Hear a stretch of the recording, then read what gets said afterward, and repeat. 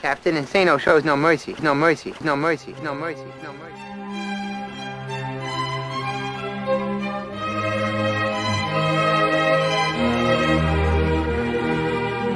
Straight cash, homie. Yeah, it's gonna be a long day. It's gonna be a long day for your ass, boy. All right, guys, welcome back to the All Day Football Show. I'm Ivan Vargas. It's halftime of Bears and Browns, and also Titans and Colts. Where do you want to start, Marco? Do you want to start with your game? Let's start with my game. Let's start with my game because, we talked about it earlier. I talked about it this week. Who's going to call the plays for Justin Fields? Yes. Who's going to draw up the offense for Justin Fields? What offense will we see with Justin Fields? And right now, it's an offense that can't block. Right, the line can't. They're having trouble with this defensive front of the Cleveland Browns. You have Justin Fields standing in the pocket for way too long. He's holding on to the ball for way too long. You need to get him. You need to start moving that pocket. I'm not talking about having Justin Fields run, but you need to get a moving pocket going. There's been little success with the run. It's been very predictable. You're running on first down. You're running on second down, and then maybe you get lucky on third. It is such a fucking training wheel type of approach to your guy who's supposed to be your franchise quarterback, the guy that you wanted, right? And it just seems to me like the Bears lucked out. They had no clue they were going to get a guy like fucking Justin Fields in the draft.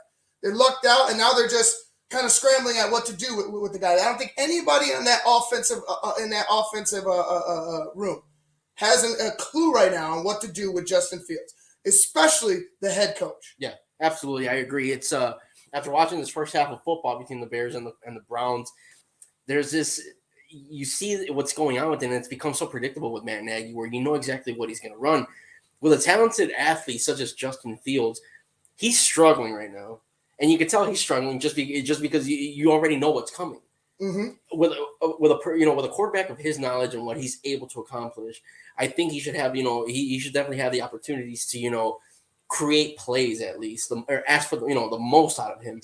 But with Matt Nagy, you're being way too preservative for a guy you're already hoping to for him to learn the game, hoping for him to learn the playbook, and it's just way too preservative right now for the Chicago Bears in that play calling. Yeah, and I want more. Go downfield. There's no downfield attack. You're trying to work. It just seems to me like you're trying to do the same game plan you had with the fucking Rams. It just seems you're short. You're living short. You're not living. You're not giving any type of risk. You're not trying to go for a win. You're just trying to keep it close. Yeah. You're just trying to keep it close. The line has to block. The defense is. Hey, we're back at square one with the Chicago Bears. The defense is doing everything. The defense looks pretty decent. 13 points for his I want to say, pretty potent at times for the Cleveland Browns offense. 13 points, like they just barely were able to get a touchdown late in the half. I'm happy about the defense. The offense, the same old shit. Yeah. It's the same old song and dance. I don't give a shit which quarterback is in there. It's the same old song and dance. They look good against the shitty teams, the Bengals, the Texans, the Lions. They fucking suck against the real good teams, the defensive fronts that are able to go ahead and dissect your shitty ass play calling. Yeah. That is the problem. That's the issue. I'm tired of saying it. I don't want to continue to beat the man down because he's obviously in over his head. Yeah. He's obviously has too much on his plate to go ahead and be the play caller. I'm sick of beating him down. Yeah. I'm sick of talking shit about him. It's just a fact, coach. You're out of your element. You have so much on your plate right now. You can't possibly be the play caller at the same time and be efficient. It's just you need to be the head coach, and that's it. Give the play calling to somebody else. It's time. We've already seen you for three and a half years, and this is going to be going on 4 years with half a season left. With half a season left to go, and we're still going to be doing the same type of shit. I know it's week 3, but we're still going to be doing the same type of shit with Matt Nagy being the play caller. I don't care about what collaboration they've talked about. It's obvious that when push comes to shove, Matt Nagy has the final say. Matt Nagy's going to do what Matt Nagy wants to do because BU, right? Absolutely. And you just touched on it right now. It's like you hate pointing out the continuous problem that you're seeing here with the Chicago Bears, but how is it that, everybody watching Chicago Bears football knows this and somehow the front office does not see? that this is because a nice, problem. because it's nice guys. They love that nice guy. As long as you're gonna wear your tie straight and say, yes, ma'am, Miss McCaskey, I'll definitely be, I'll give it my best shot. They will fucking go ahead and sign you as long as you could kiss ass enough and show enough face that they start to like you. You're golden. Yeah. Look at Ted Phillips. Look at Ted Phillips. What the fuck is Ted Phillips brought?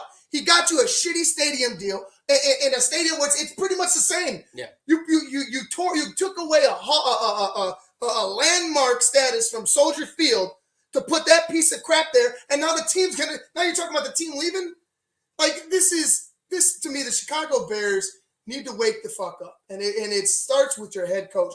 The guy just continues to give, the same type of blah, blah, blah, blase, vanilla type shit. Tell us the truth, coach. You don't know how to fucking fix this. Yeah, absolutely. And it's one of those situations where, I mean, you're putting the front office of your team are individuals who know nothing about the game, but yet somehow they make the executive decisions as to who should be doing this job and who shouldn't be doing this job. And at the end of the day, you're the fans end up paying for it because you see mediocrity day in and day out with the Chicago Bears. It's an exciting time for a Bears fan. If you're a fan of somebody who could be the poster child for for your team, it's a real shitty time because of who you're trusting to guide this young mind into the future. That's Marco. That's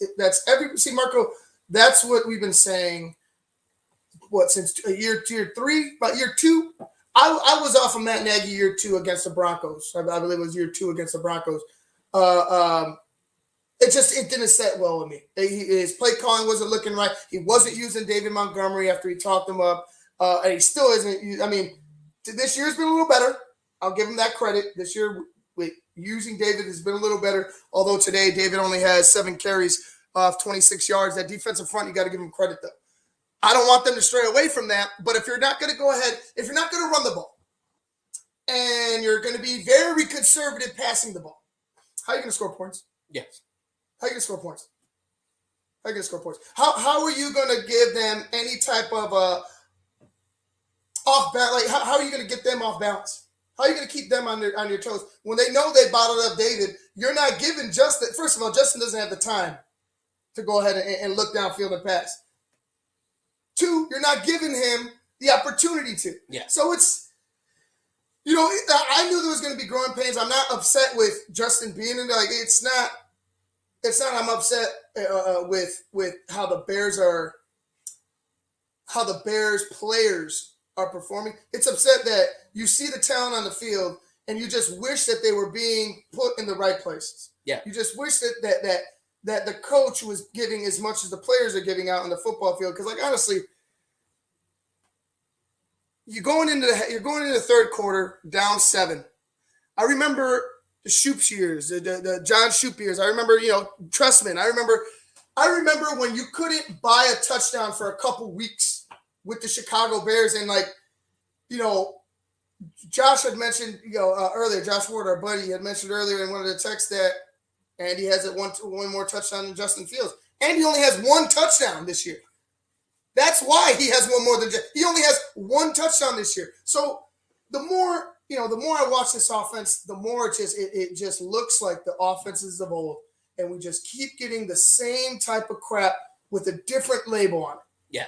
Every single time we get the offensive minds involved. And I mean, the concerning part about today's game with the Chicago Bears is, if you're looking at it from a scoring standpoint, you like where the Bears are at right now. At halftime, you're down by 1 possession. Hey, good. Your defense definitely, stepping up to the plate, getting the job done. But here's the problem, though. That 1 possession might be the difference maker because your offense is clearly not generating enough to stay in the ballgame. Absolutely. You saw how pumped the Browns were after that touchdown. They know they had, 4 opportunities, really, I would say, to come out with points. They should have been up 9-3 before that touchdown. Yeah. At the very least, 9-3 before that touchdown. They know that if they could wear out that defense, ball game, dog. Yeah. Ball game, dog. Absolutely. They know what's coming in that offense. It doesn't matter if Justin Fields is back there. It doesn't matter if Andy Dalton's back there. It doesn't matter who you put back there. The offensive play caller, the head coach, is not doing the job. It's point blank period. If you want to keep making excuses for him, then you know what? You might as well accept that we're going to have another losing season. You might as well accept that Justin's progression as a quarterback is going to flutter, right? It's going to sputter. You're going to have these peaks and these valleys, I feel like, with the development of Justin Fields, with that guy at the helm, that guy as your head coach. I feel like he's going to give, you have a good relationship. You can talk all you want, but at the end of the day, the whole BU mess, it scares me, man, because when things are going good, you're going to want to do it your way. Yeah. You're going to want to win it your way instead of just winning, right? Instead of just finding a way to win. And you can't trust a guy like that. I don't trust Matt Nagy.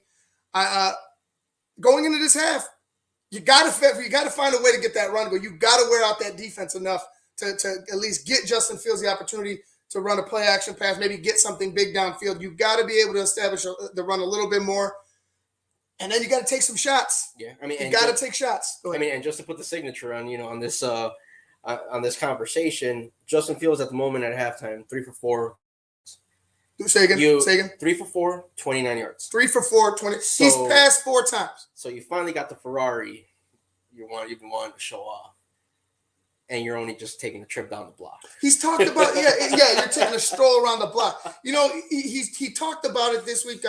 We're so shocked. We're so surprised how well Justin's doing with the ones. We didn't know he could do that. Like, you motherfucker. Like the fans, the media around the national, we're all like, why isn't he getting any type of reps? Yeah. We know Andy's the starter, but why is he getting any type of reps? Any type of reps. Well, lo and behold, he gets some reps and he fucking does things that the coaches have never seen. Yeah. So now you got a guy that has uber talent, that you have talent that's untapped. And you have no clue on how to use it.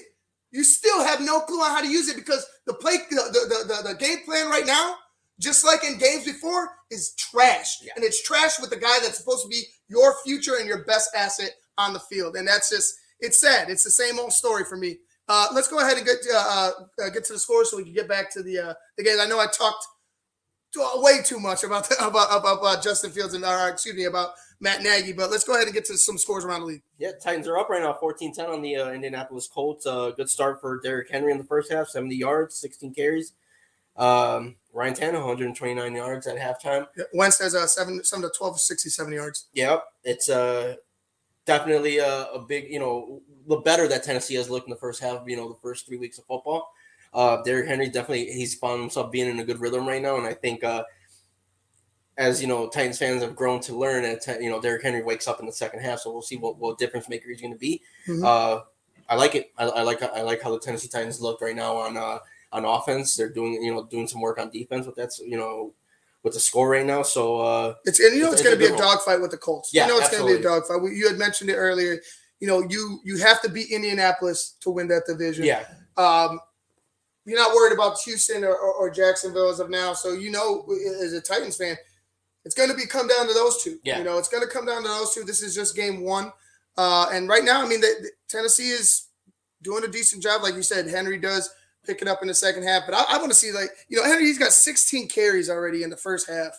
And you're just like, man, how can I get that kind of production? Like, how can I get that for David? You know what I mean? First, I would love that Titans O-line, but how do I get that for David? Like someone give David some touches like that. But no, go ahead.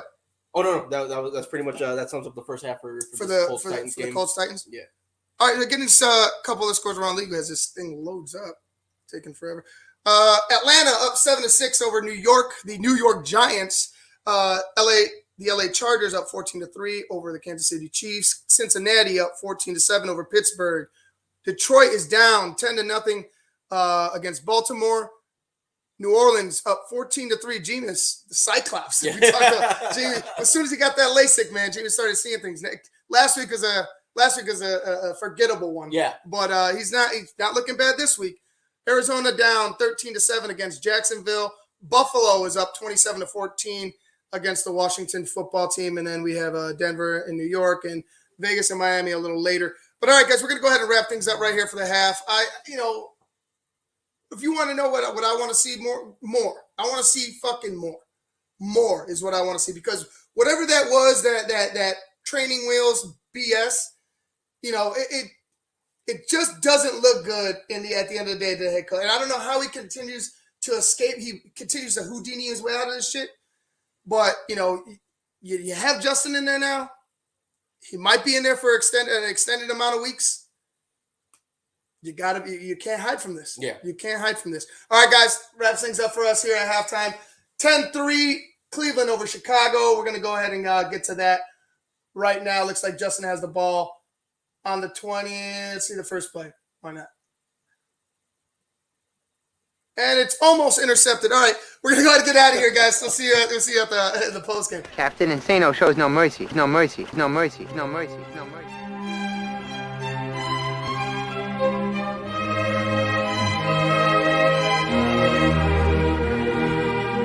Straight cash, homie.